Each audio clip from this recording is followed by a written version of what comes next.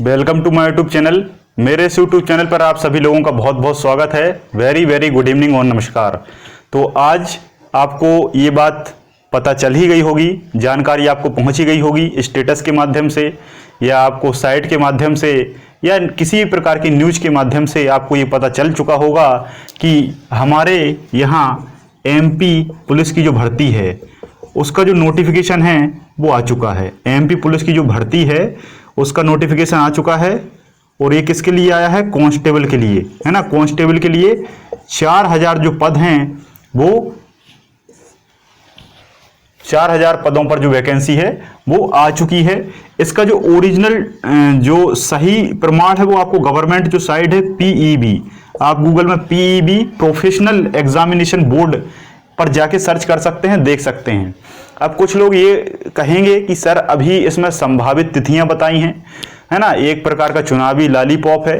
तो देखो एक बात ये है कि हो सकता है चुनाव के लिए दिया गया हो, लेकिन दिया गया है, मैं ये मानता हूं। जब ये पीईबी पर डल चुका है, व्यापम पर जब ये डल चुका है तो निश्चित तौर पर ये एग्जाम होना ही होना है। अब इस एग्जाम को कब कोई नहीं टाल सकता। हाँ, बस ये हो सकता है कि 1 महीने या 2 महीने डिले हो, है ना। जैसे मार्च में एग्जाम होना है तो अप्रैल में हो या अप्रैल से मई में हो, लेकिन एग्जाम होना तय है। एग्जाम होना तय है और मेरे ख्याल से मार्च तक हो ही जाएगा, है ना। इसमें कोई दो राय नहीं है, क्योंकि मार्च में अभी बहुत समय है, अभी लगभग 5 से 6 महीने का समय है। तो ये आपको बहुत अच्छा सुनहरा मौका है तैयारी करने के लिए।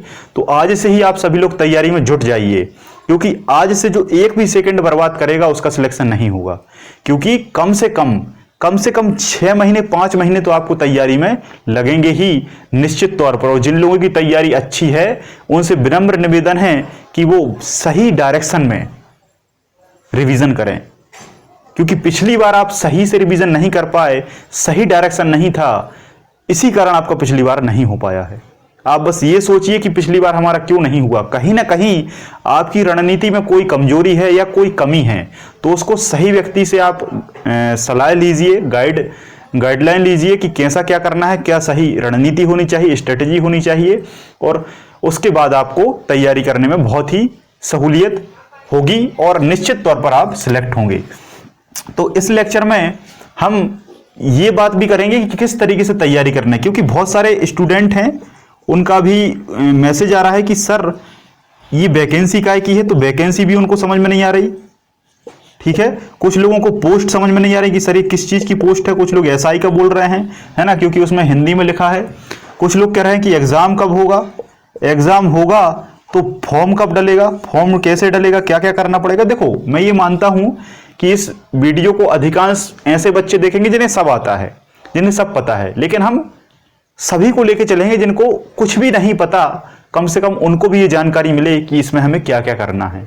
क्योंकि मेरा ये मानना होता है कि किसी भी चीज को जीरो से ही नहीं बल्कि माइनस से स्टार्ट किया जाए, ताकि किसी भी प्रकार का कोई भी व्यक्ति छूट ना पाए, सभी तक ये जानकारी पहुंचे। जिनको पता है इसमें कोई दिक्कत नहीं है। तो वैकेंसी, पोस्ट, एग्जाम, फॉर्म, है ना, फॉर्म कैसे डलेगा, और सबसे इंपॉर्टेंट सिलेबस क्या है। सिलेबस का मतलब पढ़ना क्या है, ये सबसे इंपॉर्टेंट होता है। ठीक है, तो सभी को मैं बता दूं कि वैकेंसी है आपकी कांस्टेबल की। किसकी वैकेंसी है? कांस्टेबल की। इसको हिंदी में कहा जाता है आरक्षक। उसमें आरक्षक लिखा है साइड में, इसलिए बहुत सारे लोग नहीं समझ पा रहे हैं, है ना। तो आरक्षक का मतलब क्या होता है? कांस्टेबल होता है। क्या होता है? कांस्टेबल होता है। और सूबेदार जो होता है उस वो पद एसआई के लिए होता है, लेकिन वो अभी नहीं आया है। सब इंस्पेक्टर जैसे हम कहते हैं, है ना, सब इंस्पेक्टर जो होता है उसमें एसआई लिखा होता है। एसआई की वैकेंसी अभी नहीं आई। लेकिन एक बात और, एक बच्चे ने अभी मुझसे पूछा था मैसेज करके कि सर एसआई की वैकेंसी कब आएगी और आएगी कि नहीं आएगी। अब एक बात समझो, स्वयं दिमाग लगाओ कि जब कांस्टेबल की वैकेंसी आई है और कांस्टेबल के इतने सारे पदों पर नियुक्ति होगी, तो इनको कंट्रोल कौन करेगा? इनको कंट्रोल ऐसा ही करता है, ये बात आप जानते हैं। तो जब निश्चित तौर पर इतने सारे कांस्टेबलों की नियुक्ति होगी तो एसआई की भी नियुक्ति होगी, क्योंकि तभी तो इनके ऊपर एसआई इन्हें कंट्रोल में लेके काम करवाएगा। क्योंकि हर थाने में सबसे अहम रोल एसआई का ही होता है ना। टीआई का भी होता है, मैं मानता हूं, लेकिन एसआई प्रमुख होता है। तो एसआई के अंदर बहुत सारे कांस्टेबल होते हैं और अभी तक के रिकॉर्ड में ऐसा नहीं हुआ कि कांस्टेबल की वैकेंसी आई हो और एसआई की ना आई हो। कांस्टेबल की आती है तो एसआई की भी निश्चित तौर पर आती है, क्योंकि जितने कांस्टेबल पदस्थ होंगे उनके ऊपर उन्हें कंट्रोल करने के लिए सब इंस्पेक्टर का होना जरूरी है। तो बिल्कुल निश्चित तौर पर वेट मत करिए कि कब फॉर्म डलेगा, आज से तैयारी करोगे तब जाके आपका सिलेक्शन हो पाएगा, क्योंकि एसआई का जो लेवल है वो बहुत ज्यादा है और उसका सिलेबस बहुत ब्रॉड है, क्योंकि उसमें बहुत सारे सब्जेक्ट हैं, बहुत सारे सब्जेक्ट हैं, लगभग 10 से 12 सब्जेक्ट आपको पढ़ने पड़ेंगे तब जाके आपका सिलेक्शन होगा। तो आज से ही आप पढ़ना स्टार्ट कर दीजिए, है ना। हमारा ये चैनल है, इस चैनल को आप सब्सक्राइब करिए, शेयर करिए, बहुत सारे लोगों तक पहुंचाइए। लगभग 150 प्लस क्लासें मैंने अपलोड कर दी हैं, आने वाले विगत समय में भी हम और बहुत सारी चीजें अपलोड करेंगे। तो समझ में आ गया वैकेंसी किसकी है, कांस्टेबल की है, पोस्ट है 4000 है। लेकिन एक बात याद रखें, 4000 ना माने, 4000 ना माने, क्योंकि ये इंक्रीज होंगी और मेरे ख्याल से 6000 प्लस ये वैकेंसी हो जाएंगी। क्यों हो जाएंगी? क्योंकि प्रत्येक वैकेंसी जब आती है उसके बाद काफी सारा समय होता है नियुक्ति में, लगभग 1 साल तक नियुक्ति चलती है। तो फाइनली नियुक्ति होने तक बहुत सारे पद और भी खाली हो जाते हैं, बहुत सारे व्यक्ति और भी रिटायर हो जाते हैं, क्योंकि आपको पता है 2017 के बाद वैकेंसी नहीं आई, 2017 के बाद वैकेंसी नहीं आई और अब ये 2021 होने वाला है। लगभग 3 से 4 साल का समय हो गया है और इस 4 साल में जिनकी एज 60 थी 62 हो गई और 62 से 64 हो गई। तो बहुत सारे जो बुजुर्ग व्यक्ति हैं वो रिटायर हो चुके हैं। तो निश्चित तौर पर ये वैकेंसी बढ़ेगी, 4000 न माने 6000 प्लस माने, और भी ज्यादा बढ़ सकती है, लेकिन बढ़ेगी जरूर। तो बस तैयारी में जुट जाएं। एग्जाम कब होगा? मार्च में होगा, मार्च में एग्जाम होगा आपका। फॉर्म कब डलेंगे? फॉर्म आपके दिसंबर से डलेंगे, है ना, डेट उसमें लिखी हुई है, आप देख लेना। लेकिन ये थोड़ा बहुत फ्लक्चुएट हो सकता है, आगे पीछे हो सकता है, लेकिन दिसंबर में फॉर्म डल जाएंगे मेरे ख्याल से। फॉर्म से हमको कुछ नहीं करना, हमें केवल डिस्कस करना है सिलेबस पर। सिलेबस में इसमें क्या आता है? सिलेबस में पूछा जाता है मैथ्स, रीजनिंग और जीके और साइंस, ठीक है। मैथ्स में मेरे ख्याल से कुछ बताने की जरूरत नहीं है, वही सभी है, वही सब चीजें हैं मैथ्स में जो परंपरागत रूप से चली आ रही हैं, है ना। प्रॉफिट एंड लॉस है, सीरीज है, नंबर सिस्टम है, सिंप्लीफिकेशन है, टाइम एंड वर्क है ना, आपका हाइट एंड डिस्टेंस है, आपका ट्रिग्नोमेट्री है, ज्योमेट्री है, अब तो खैर सब आने लगा है ना, आपका एडवांस मैथ है ना, कार्य वाले जो क्वेश्चन होते हैं, एसआई, चक्रवर्ती ब्याज, साधारण ब्याज, ये सभी टॉपिक हैं, है ना। और रीजनिंग में भी बताने की जरूरत नहीं है, रीजनिंग मैथ्स में आप जानते ही हैं। समस्या आती है जीके और साइंस में। इसके बाद का जो पोर्शन होता है, देखो मैथ्स रीजनिंग तो लगभग सभी लोग कर ही लेते हैं, जो लोग नहीं कर पाते हैं अभी वो भी धीरे धीरे सीख जाएंगे, क्योंकि इनमें ज्यादा समय नहीं लगता है। सबसे ज्यादा समय लगता है जीके को कंप्लीट करने में और साइंस को कंप्लीट करने में। साइंस में मुख्य तौर पर आपसे बायोलॉजी पूछी जाती है, केमिस्ट्री का भी क्वेश्चन एक दो देखने को मिल सकता है, लेकिन फिजिक्स इसमें नहीं पूछता, बस आपको बायोलॉजी बहुत बड़े लेवल से तैयार करनी है, क्योंकि इसके पुराने क्वेश्चन आप लगा के देखेंगे तो बायोलॉजी के ऐसे क्वेश्चन पूछे गए हैं, है ना, जो बुकों में नहीं दिए रहते। फिर आप कहेंगे पढ़ें कैसे? पढ़ना नहीं है, आपको सब्जेक्ट में समझ बनानी है। मैं आपको कई बार कह रहा हूं कि आज का वो समय नहीं है कि आप केवल पुस्तक पढ़ के एग्जाम निकाल लेंगे, आपको सब्जेक्ट पर समझ विकसित करनी पड़ेगी। समझ विकसित का मतलब होता है कि आप क्वेश्चन को किसी प्रकार से तोड़ मरोड़ कर कैसे ही करके बना दिया जाए, आप समझ जाएं और उसको हल कर लें आपके नियमों के अनुसार। जीके में सबसे इंपॉर्टेंट है एमपी जीके आपको बिल्कुल क्लियर होना चाहिए।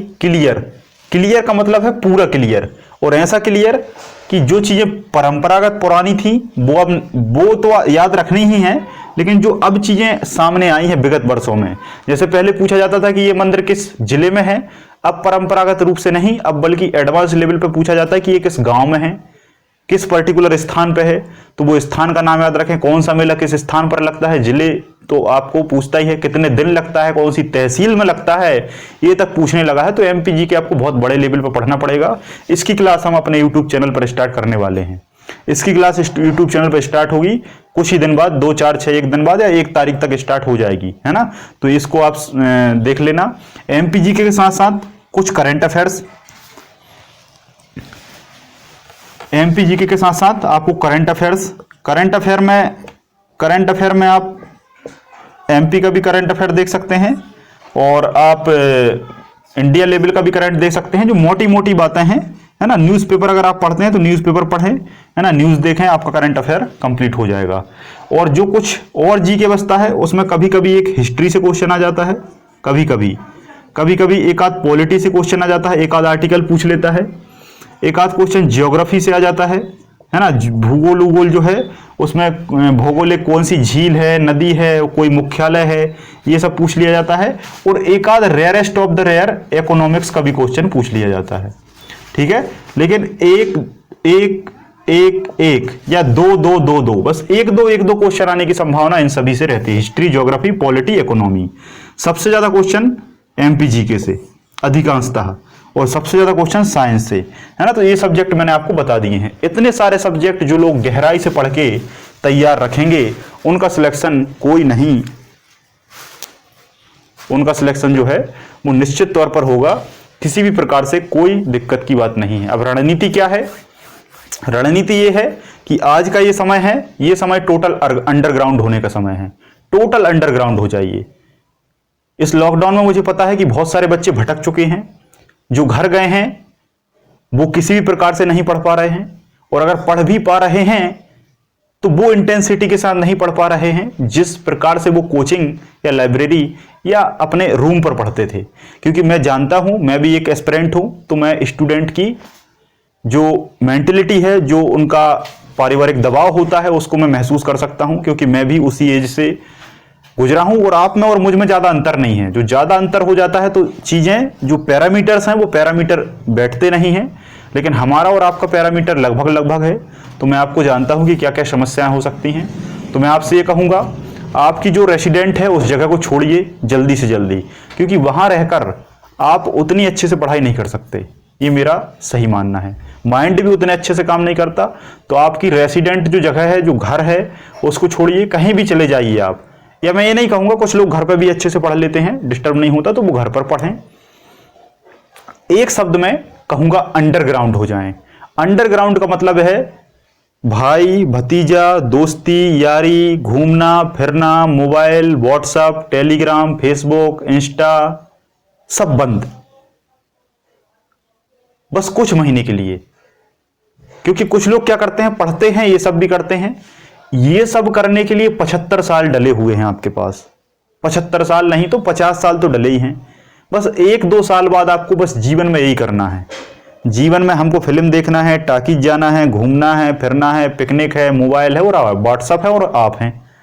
कोई दिक्कत नहीं है, डालिए जितने स्टेटस डालना है, लेकिन बस 6 महीने 1 साल, 6 महीने 1 साल अंडरग्राउंड हो जाइए, किसी से मतलब नहीं रखिए। एक दिन आपको दुनिया याद करेगी। लेकिन इन 1 साल 6 महीने में आपने पढ़ाई नहीं की तो आपका क्या हश्र होगा ये आप सोच भी नहीं सकते। आप किस बैकफुट पॉइंट पर चले जाएंगे ये आपको पता भी नहीं चलेगा। ठीक है, तो रणनीति में मैं यही कहूंगा, सारे सब्जेक्ट को लेकर चलें। एक बात दिमाग में मत रखना, कभी एक सब्जेक्ट को पढ़ के पेपर निकालना, 2 सब्जेक्ट को पेपर पढ़ के पेपर निकालना इम्पॉसिबल है, इम्पॉसिबल है, सरासर इम्पॉसिबल है। आप अगर 5 साल से भी 2 सब्जेक्ट को पढ़ रहे हैं, एक सब्जेक्ट को पढ़ रहे हैं, पेपर नहीं निकलेगा। सारे सब्जेक्टों को, सारे टॉपिक को बराबर लेके चलना पड़ेगा, ये सबसे अहम भूमिका है। कंटिन्यूटी मेंटेन करना पड़ेगा, कम से कम आज से आपको 12 घंटे पढ़ना पड़ेगा, तब जाके आपका सिलेक्शन होगा। 12 घंटे में आप 12 टॉपिक रोज पढ़ेंगे, तब जाके आपका सिलेक्शन हो पाएगा। ये कठिन है लेकिन सत्य है। सत्य कड़वा होता है। इतना भी अगर आसान होता, हलवा थोड़ी है कि आया हलवा खाया और चल दिए। अगर हलवा होता तो गली का एक एक जो व्यक्ति है वो सभी गवर्नमेंट जॉब में होता, है ना। तो भाई मेहनत तो करना पड़ेगी, जद्दोजहद तो करना पड़ेगी। तू अगर आज जद्दोजहद कर लेगा तो कल तेरे से ये वातावरण, ये समाज जद्दोजहद नहीं करेगा, नहीं तो समाज तुझे इस नजर से देखेगा कि तू सोच भी नहीं सकेगा। ठीक है, तो आप सभी से हाथ जोड़कर विनती है कि अपने समय को सही जगह लगाएं, सही जगह लगाएं, उस समय का सही सदुपयोग करें, टोटल अंडरग्राउंड हो जाएं और निश्चित तौर पर आपका जो भविष्य है वो बहुत उज्जवल होगा। आपके उज्जवल भविष्य की मैं कामना करता हूं। तो इस वीडियो को देखने के लिए बहुत बहुत धन्यवाद। सभी तक पहुंचा दें, शेयर कर दें, है ना। वीडियो इस जो YouTube चैनल है इस पर मैं बहुत सारे लेक्चर्स अपलोड करूंगा, उनको आपको बहुत अच्छे से देखना है। और हाँ, मैं प्रीवियस ईयर भी सॉल्व कराऊंगा, प्रीवियस ईयर, है ना।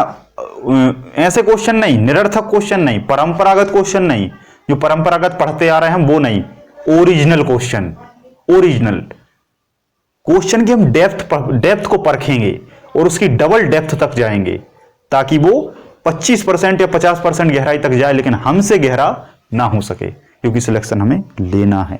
ठीक है, तो best of luck and all the best. Thank you. जय हिंद, जय भारत।